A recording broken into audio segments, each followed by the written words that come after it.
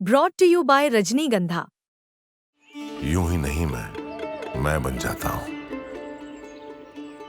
कुदरत के कोने कोने से खूबियां खोज लाता हूं। गुणवत्ता की गहराइयों का गोताखोर हूं मैं। पर उम्दापन की नई ऊंचाइयों को छूना चाहता हूं मैं। यूं ही नहीं मैं रजनीगंधा बन जाता हूं।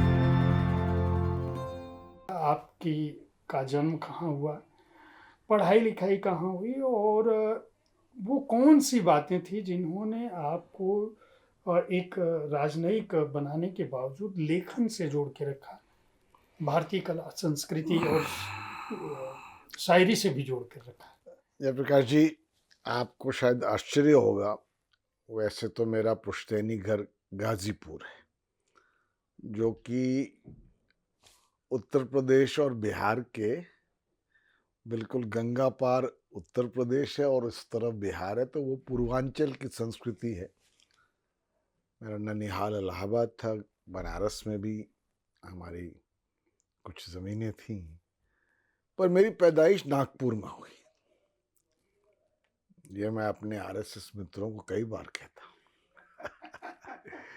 और उसका कारण ये था कि मेरे पिताजी आईएएस के पूर्व एक सेवा होती थी, प्रशासनिक सेवा जिसका नाम था आईसीएस, तो वो उसमें थे। और आज़ादी के पहले एक प्रदेश हुआ करता था CP and Berar, central provinces and Berar, जो बाद में बट के मध्य प्रदेश और महाराष्ट्र हो गया।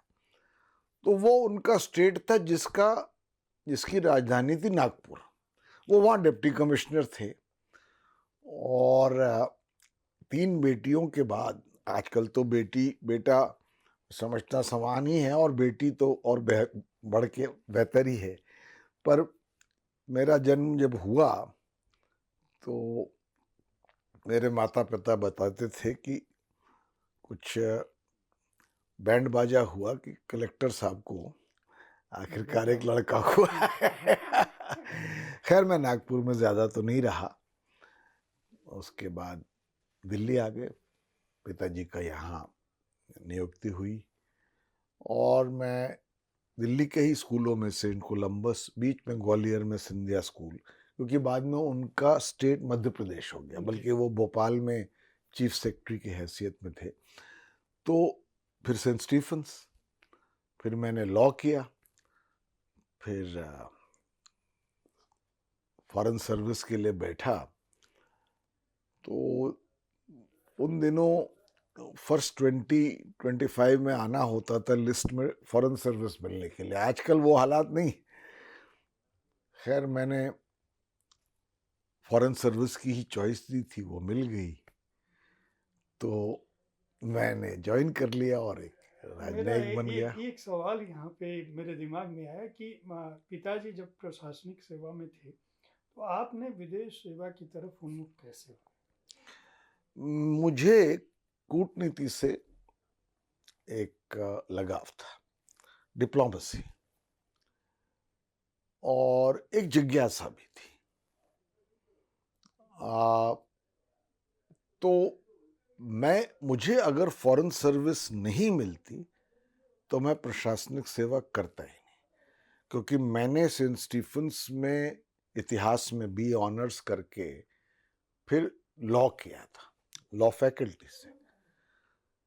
तब लॉ इतना आकर्षक सब्जेक्ट नहीं था। एक ज़माने में सब लॉयर्स ही थे, उसके बाद वो एक ढलान में चला गया था और मैं सेंट स्टीफेंस कॉलेज से टॉप करके आया था।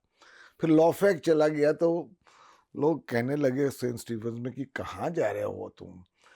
खैर, मैंने लॉ इसलिए किया क्योंकि मेरे पिताजी के अलावा सारा परिवार लगभग लॉ में था।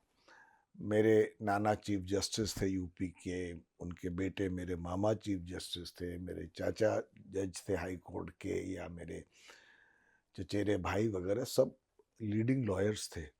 और मेरे साथ अरुण जेटली भी पढ़ते थे लॉ फैक में, और मेरे साथ सेंट जेवियर स्कूल में भी मेरी ही क्लास में थे। तो मैंने सोचा था कि मैं लॉ करूँगा। इसमें बैठ गए और आ गए तो नियति बदल गई। तो फिर